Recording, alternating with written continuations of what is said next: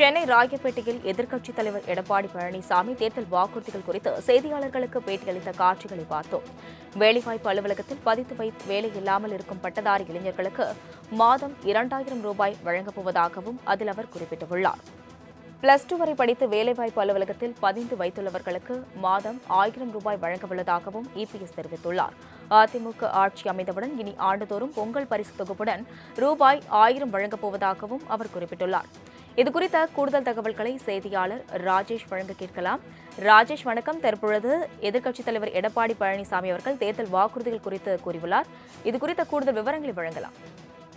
அஸ்வினி வணக்கம். 2026 சட்டமன்ற தேர்தலை முன்னிட்டு அதிமுக சார்பாக தேர்தல் அறிக்கை தயாரிக்கும் குழு என்பது அமைக்கப்பட்டிருந்தது. அந்த குழு தமிழகம் முழுவதும் சென்று பல்வேறு தரப்பினருடைய கருத்துக்களை கேட்டு தற்பொழுது தேர்தல் அறிக்கை என்பது ஒன்றன் பின் ஒன்றாக தேர்தல் வாக்குறுதி என்பதை எடப்பாடி பழனிசாமி அவர்கள் அளித்து வருகிறார்கள். 2 கட்டமாக அந்த தேர்தல் அறிக்கை என்பது வெளியாகி இருந்தது. தற்பொழுது 3ஆம் கட்டமாக பல்வேறு வாக்குறுதிகள் அடங்கிய அந்த தேர்தல் அறிக்கை என்பது வெளியிடப்பட்டிருக்கிறது. அதில் முதற்கட்டமாக ஸ்டாலின் தலைமையிலான நிர்வாக திறமையற்ற திமுக ஆட்சியில் கடந்த 5 ஆண்டுகளில் அத்தியாவசிய பொருட்களுடைய விலை என்பது அதிகரித்திருக்கிறது. இதன் காரணமாக பொதுமக்கள் பாதிக்கப்பட்டிருக்கிறார்கள். அதே போல சொத்து வரி, வீட்டு வரி, மின்சார கட்டணம், குடிநீர் வரி போன்ற பல வரிகள் உயர்த்தப்பட்டு விட்டது. இதனால் மக்களின் அன்றாட குடும்ப சுமை பன்மடங்கு அதிகரித்து விட்டது. எனவே மக்களின் சுமையை குறைக்கும் வகையில் ஒவ்வொரு குடும்பத்திற்கும் கருணை தொகையாக அதிமுக ஆட்சி அமைந்தவுடன் 10,000 ரூபாய் வழங்கப்படும் என்று தெரிவிக்கப்பட்டிருக்கிறது.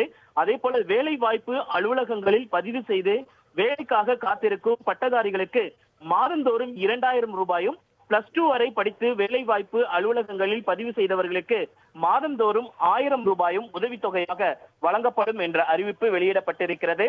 அதே போல மீன்பிடி தடை காலங்களில் மீனவர்களுக்கு தற்போது வழங்கப்பட்டு வரும் நிவாரண தொகை 8,000 ரூபாயிலிருந்து 12,000 ரூபாயாக உயர்த்தி வழங்கப்படும் என்றும், ஒவ்வொரு ஆண்டும் தை பொங்கல் அன்று வழங்கப்பட்டு வரும் பொங்கல் தொகுப்புடன் சேர்த்து 1000 ரூபாய் வழங்கப்படும் என்றும் அவர் தெரிவித்திருக்கிறார். மேலும் கைத்தறி நெசவாளர்களுக்கு தற்போது வழங்கப்பட்டு வரும் இலவச மின்சாரம் 380 யூனிட்டிலிருந்து 450 யூனிட்டாக, விசைத்தறி நெசவாளர்களுக்கு 1000 யூனிட்டிலிருந்து 1400 யூனிட்டாக உயர்த்தி வழங்கப்படும் என்று தெரிவித்திருக்கிறார். அதே போல நகர பகுதிகளில் நடைபாதை ஓரமாக கடை வைத்திருக்கும் சிறு வியாபாரிகள் கூட்டுறவு வங்கிகளில் வாங்கிய கடன்கள் அனைத்தும் தள்ளுபடி செய்யப்படும் என்ற தேர்தல் வாக்குறுதியும் அவர் அளித்திருக்கிறார்.